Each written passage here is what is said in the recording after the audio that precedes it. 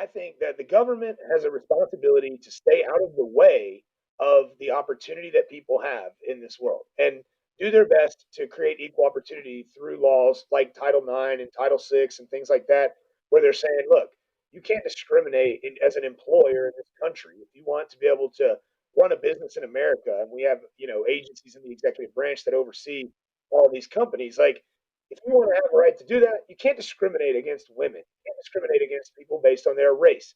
This kind of stuff. Like that is the government's job to make equality possible in the form of access to opportunity.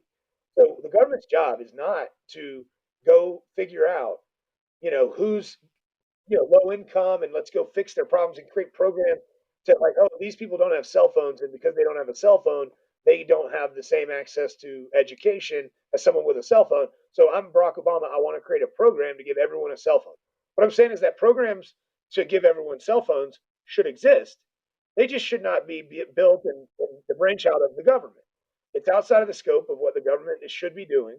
The government should not be creating laws that prevent access to opportunity. And as far as I know, there are no laws preventing that. And so, like, bring the federal government into view. You have to say, I want the federal government to take American tax dollars and then create a team of people to go build a program to solve these complex challenges. And my argument is that the government won't do that successfully. They'll blow the money. They'll pocket what they don't blow, and the people who are suffering will continue to suffer, and they'll build and further develop a mindset in those hurting communities that the only way those hurting communities stop hurting is when they get the handout from the government. So keep waiting for that handout because it's coming and the government's fighting for it, and you're a victim and you can't help yourself. So once we get the money from all these rich people, we're going to give it to you and your problems will be solved. It just doesn't work like that. You can't throw money at it from taxing the rich and giving it to the poor. You have to change the mentality of the people in these communities to believe in themselves, to believe in their ability to take control of their lives, to believe in themselves, to be able to go out in the workforce and succeed, to be able to believe in themselves, to be able to go get an education. Like they have to believe in their ability to take autonomy in their own lives. This is what every successful community does. Like you look at the Asian community, that's the best example I can give. They outpace so many other races. I mean, I'm white. Race doesn't exist, by the way. You can call me racist for saying that Asian people are dominating almost every important area of life. But they are, statistically speaking, and they don't take any sort of handout. They aren't getting any aid from their Chinese government. They aren't getting any aid from the American government. And they actually do this. They actually do this in the face of programs like affirmative action that make it more difficult for Asian people to get into high end universities like Harvard and different Ivy League schools. That's Like a big issue lately. You're right. That's a big issue lately. have higher scores to get in, which seems unfair, but it's also the black community can't get the help they need to succeed because slavery held them down. It's like there's a big argument, and this is Oh, where I was going whenever you said let's start this whole thing. And I hope this isn't taken too far out of context. I expect a lot of people will disagree with it, and I wouldn't say that this is my argument. I'm just saying this is an argument that I've heard many people make, and I think it's a fair argument that if you go back prior to, like, even during segregation under Jim Crow, you look during sharecropping times, like you would see there were black communities, children from these black communities are alive today, and they will attest that, they're old men now, and they'll say, when I was a kid, the neighborhood I grew up in, all the dads were working and coming home every day to the mom raising their kids, and the kids had expectations to be at school on time, to make good grades. They had to get home by a certain time out of the neighborhood. Like they couldn't be out running the streets at night. They had to do all these things like you see in the white communities today, like you see in the Asian communities today. I'm paraphrasing a black man. So it's like he's saying, in my neighborhood, we had all the things that you see in the white communities today that everyone touts as like, oh, that's the wealthy white neighborhood. He's like, we had all the same morals and values, and we were segregated, and we were under Jim Crow.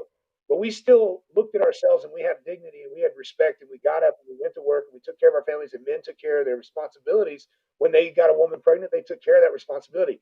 We went to church. We believed in God. We answered the men in our community, the men who had the power to be the strongest in our community, answered someone stronger than them. At least they believed that, and they held themselves accountable to being good men, and they raised good children. And then you had all these civil rights leaders through the civil rights era come in and start telling black people how to think. And this is what I'm paraphrasing. I'm quoting a gentleman. What I'm saying. He's a black guy. I'm not saying this is my idea. I'm saying I think it's an interesting thought. He said when the civil rights movement happened, you had a lot of these black activists come in and start telling black people how to think, like telling them as a community, like, you're a victim, you need this, you need that, you've been mistreated, you're not, everything's unfair for you. And that, as an outcome of that discussion, there were these programs that were going to be created to help the black community specifically. And those are like all the programs that came out of the civil rights movement. And the argument is that once the black community started accepting the federal handouts, whatever you want to call them, the federal aid, once they started accepting it, like the term baby mama spurred from a specific welfare program where the mother got more money per child in the house if the dad wasn't like co-parenting and married and living in the house. So there was a penalty in a way. If your goal was to take money from the government, you'd be penalized for being married and having children. So the argument is that promoted this behavior of like driving husbands out of the home. And then, like, in a way, the federal government became the father. It was providing the money, it was taking care of the mom, and then the dad's off, not taking responsibilities, not taking accountability, and it led to a lot of crime. I mean, I guess that to me is like an outlandish thing to say, and to apply that to a specific race is just crazy to me. Like okay, so I'm not the one applying anything to a specific race. The argument is that this specific race needs our handouts so they can survive in this world. You don't have to like the way I phrased it. That's not the pretty way of saying it. The pretty way of saying it is that this group is so victimized by history that the only way they could possibly survive, because they'll never not be victims, the only way they could possibly survive, it's not on their own, taking accountability for their own lives and standing up in their own black communities and just getting it done, like as a community, taking care of each other. They'll never get there that way because they're just too victimized. The only way to fix it is the U.S. government has to come in and provide all the aid necessary to make them on par with Asians, whites, and anyone else, frankly, that has a higher income, that has a higher median income, that has like lower crime rates, whatever. Like, we got to pay them to get to where they need to be, or provide programs and aid them through the federal government. I think that's bogus. I think it teaches black people that they can't do it on their own.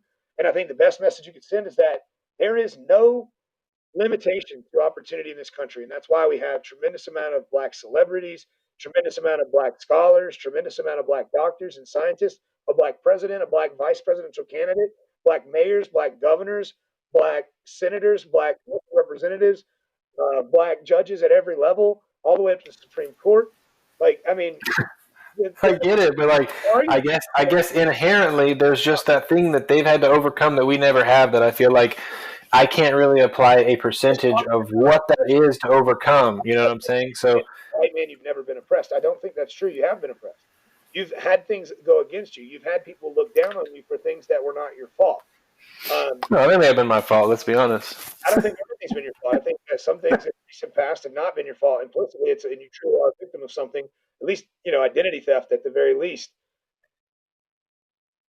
I mean, you can choose to be a victim of that and wait for someone to fix it for you, or you can say, well, that's fucking life, and I can go out and ask for a loan, but the bank might tell me that you're not going to do that. And you're like, well, hold on, I'm actually really good and I've done everything right. And they're like, not on paper, so fuck you.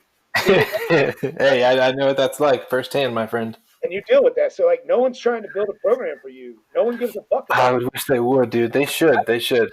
And you shouldn't wish that other people are going to care about you and build you a program. I'd like a program, but I'm not going to lie. That'd be sick.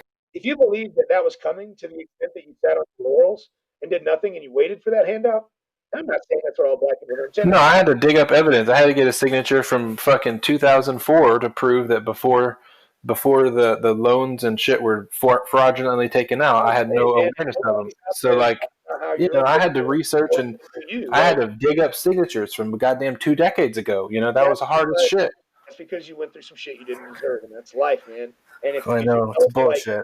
You tell me people are going to talk shit to each other and be mean to each other, that's fine. I can show you a bunch of videos of people in the black community committing crime against people in the white community. I can show you videos of people in the white community doing horrible shit to people in the black community. And then I can trickle that out into every other race known to man throughout every continent and every country ever existed.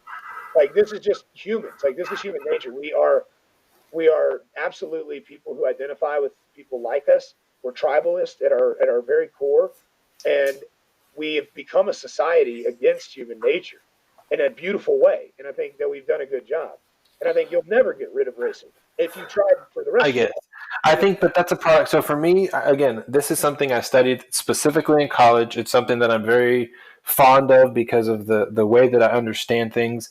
But that's what, if ignorance was taken aside, people would understand that race is not even a thing. We are one class of human. There is no subspecies. There is no like variation in genetics. We are one. So like the fact that people even don't understand that nowadays, and I think that's again a largely a product of education, which especially when people aren't willing to accept things like evolution and things like that, it's like it's hard to understand things at a very fundamental level. And this goes back largely to an overarching, the way to pull it back to politics is that Trump is a science denier. It's hard to get this thing across to people in the country who don't understand that evolution is real, that humans don't come down to any subspecies or class. We are one thing. Every color, every race, every skin type, every person is genetically basically the same, no matter what. Hey, thanks for checking out this clip, and if you liked it, go ahead and check out the podcast. It's a weekly conversational podcast about politics and all sorts of things with me and one of my best friends, and it's basically two guys who love each other but disagree about a lot of shit, and we have a really good time talking about it, and we figured we'd share. So check out the podcast, hit that subscribe button, and let us know what you think down in the comments below.